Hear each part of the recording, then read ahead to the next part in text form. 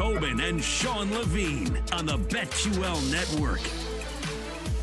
Out of one eye, I'm watching Brian Kelleher and Cody Gibson. I know both you guys got a little bit of money on this one, so good luck with that. It's the last fight on the prelims. Then we've got the main card. Thank goodness, because we're looking for some finishes here, fellas, and so far, nothing. Everything has gone to the cards. Thanks to Dylan Rush for coming on just a few minutes ago. Welcome back into Tapped Out with Jake Noecker and Brendan Tobin. I am the sports machine, Sean Levine, polishing off the first hour of the show. Jake, why don't you take it over? Let's play a game of Pick Your Fighter. Pick your fighter. Sean, this was your idea, obviously, so thank you for that. But I'm going to give you I thought it was a great idea. Great idea. It's a good idea. We'll see. And basically, we'll see how I guess I should have laid out the rules. This is BT. We're each going to pick our fighter who was better in their prime. Can you follow those rules? Can you go with that? Yeah, I'll see if I'll follow your rules. Okay, I got you. Let's see how in tune you are, BT, because you're first up. And the first one's a good one. Khabib Nurmagomedov or Islam Makhachev? Better in their prime. I'm going to go with the guy that never lost a round. Khabib Nurmagomedov, even if his title reign ended too quickly, I still think that he is the best. He is the more dominant guy. Islam might end up being a more fun fighter, but the better fighter is Big Brother Khabib. He lost a round. Conor took a round from him. Yeah, You're exactly. saying he did. Come on. It was a round. The other round he lost. Islam, to your point, Islam has lost a fight in the UFC. It's been a long time. He did lose a fight in our eyes against Volk. We've seen him on the mat. We've seen him in submission. I mean, Khabib was a much more dominant fighter. I will give you that in his prime. But if the question would have been who's the more well-rounded fighter, I think it's Islam, right? Islam can do a lot of the same things Khabib can do on the ground, not as well, and he's a better striker. Will we at least agree with that one? Yeah, I would agree with that. Yeah, I agree with that too. Never seen Khabib get a head kick KO. But next up, two self-proclaimed African brothers who will never actually fight each other. But Sean, thoughts on Israel Adesanya and Kamaru Usman? Ooh, in their prime? Izzy took out, I think, a wider range of champions, right, defending his belt, where if you look back at Usman, I mean, and I don't want to take anything away from it, but when you talk about his fights versus your boy Masvidal, when you talk about his fights versus Colby, very, very impressive. Man, there's nothing really bad to say about either one of these guys. You're really just picking straws here. Give me Adesanya because I like the style Bender's walkout, and I like when he talked the smack on Pereira's kid. That's the difference to me, is if we're talking about like in their prime, I think Usman, I don't know. I was going to say Usman's maybe losing a little bit faster than Izzy. Damn it, I don't know, BT. What say you?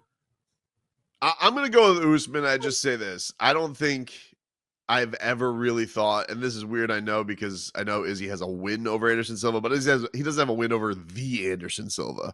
Right. You know, I really genuinely thought that Kamaru Usman was the only guy that really was going to start, could have passed GSP. And so you talk about those two guys having this measuring stick of those two legends and taking out their legacy. I just thought Usman was closer.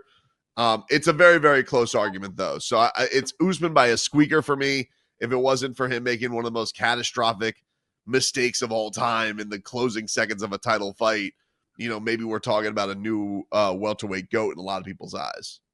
Izzy's beat, of course, Robert Whittaker, Joel Romero, Whittaker again, and then most recently Pereira. There's some other kind of weird ones sparked in there to defend the belt, like when he defended against Marvin Vettori and Jared Cannonier, and even Paulo Costa. Looking back at those fights, it's like, really? Those guys all fought for the belt? And then, of course, again, Usman's defended it against some dogs. Who do you think has more of a chance to fight for a belt at some point before they hang up the gloves? Like, would you be more surprised in the next, let's say, calendar year or two if we saw Izzy in a title fight or if we saw Usman? Because I think the answer is pretty clearly Izzy, but I do think there's a what I know. Okay, all right, dumb question. But I do think there's title fight. What do you mean? Who's closer? But I do think there's a path for Usman to get back to a title fight. I guess it's the dumb way of me saying it. Do you disagree with that? Do you think I think that probably. Yeah, the non-jerk response for me to say that is, thank you. Appreciate if he beats Hamzat, then yes, he'll be back in the title picture. but I will say I don't think he's going to be able to do it before UFC 305. Okay, so you think the guy that's fighting for a title fight is closer? I'm going to go ahead and check that one off. All right, what's next? By the way, lost on Brian Kelleher, Cody Good. Gibson. The I've never been so happy arm with you guys triangle losing choke. money. Oh, and he got choked out. Oh, I'm so happy. Choked that out on the wrong side. That's great. All right, what's next, Jake? All right, next up, this is the one I'm most excited to hear about. BT, who's the better in their prime? Diaz brother, Nick or Nate? Man, I want to say better. I would go Nick, and I think that even his brother would say that. It's really, really unfortunate what happened to him getting 5 years of his career taken away for weed. So there's this big unknown element, and in the midst of that, his brother just becomes a rock star because he has, one of the most iconic wins in MMA history. So I'm going to say Nick is just the better fighter all around, but Nate, I think, is going to go down in lore more because it was at this hotbed of like all these new fans coming to the sport of Conor McGregor being at the peak of his powers, and Nate won on short notice. So, but all around better, I think Nick was when he wasn't being a loon. I think the two of the most popular fighters in the history of the UFC at their peak were Conor McGregor and Jorge Masvidal, and Nate got a chance to fight both those guys.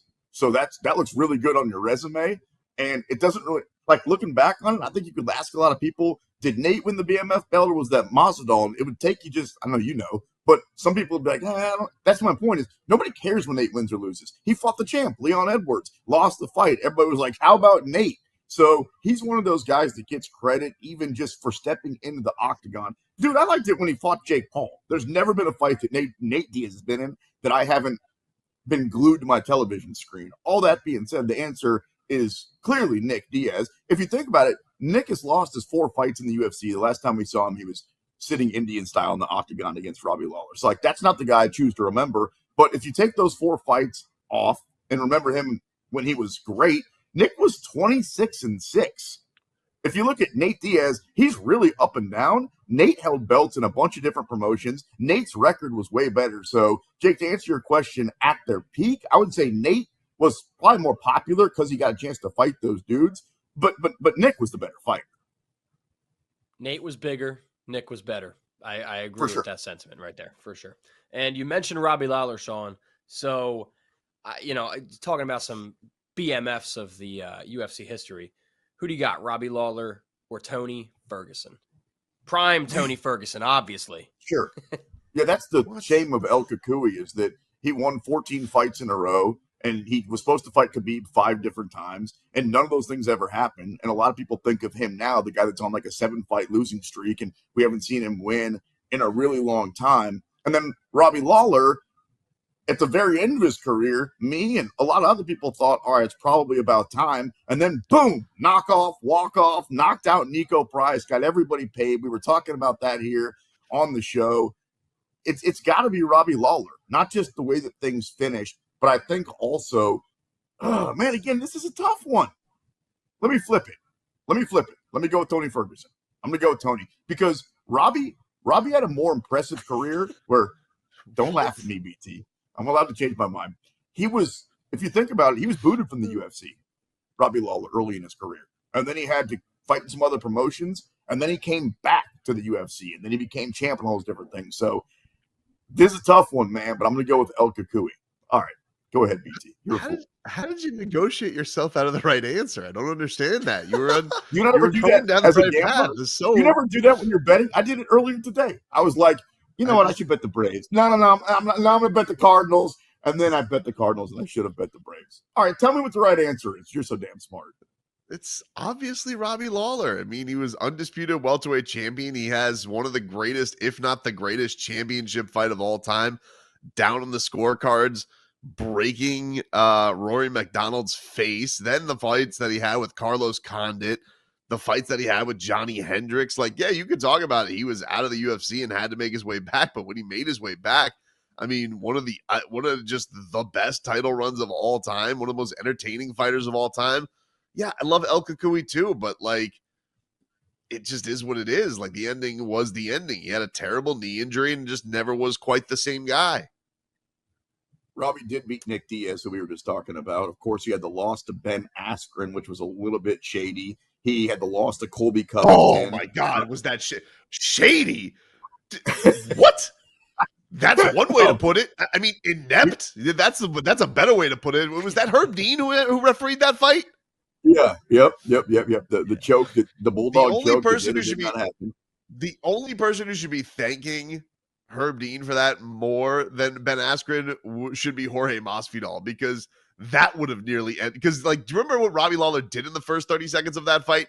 Nearly killed Ben Askren too. So he might have had the Jorge Masvidal moment if it wasn't for that crazy response where he's like, "Oh yeah, he's out." What? So how do you really feel about it? Did you lose any money on that one, BT? He's over it. He also fought in his career Cowboy Cerrone, Tyron Woodley, as you mentioned, Carlos Condit. Everybody's favorite fight, if you know anything, the Rory versus Robbie fight, as you said. Most of the time, BT, when you say he broke his face in UFC terms, he didn't really break his face. They each broke each other's face in that fight. It was crazy. Knocked his lip off, knocked his nose off. Like, the image of that fight will be last in my memory forever. Yeah, it was wild, man. One of the best ever right there. One of the best. Sorry, BT. And no. I mean, it gets me the goosies. It's one of those where, like, I'll always remember that night. And I know that was a McGregor fight night too. Like, that was a crazy thing because that was Chad Mendez with the Sinead O'Connor, all that stuff. But man, that was an iconic night. That was an iconic walkout that you just talked about. The Sinead O'Connor makes you rest in peace walkout. Gotta be. I was gonna say top 5 all time. Probably number 1. It's number 1, because you can look at like Adesanya, you can look at Ortega, the Purge. Those are all cool, but some people look at them as corny. Nobody looked at that green fog rising with Sinead O'Connor when they showed Connor's face when he turned the corner to make the walk. I'm giving myself the goosies, so I got to take a break. 1 hour in the book, one more coming up. We'll have a lot more fun with you right here on the BetQL Network.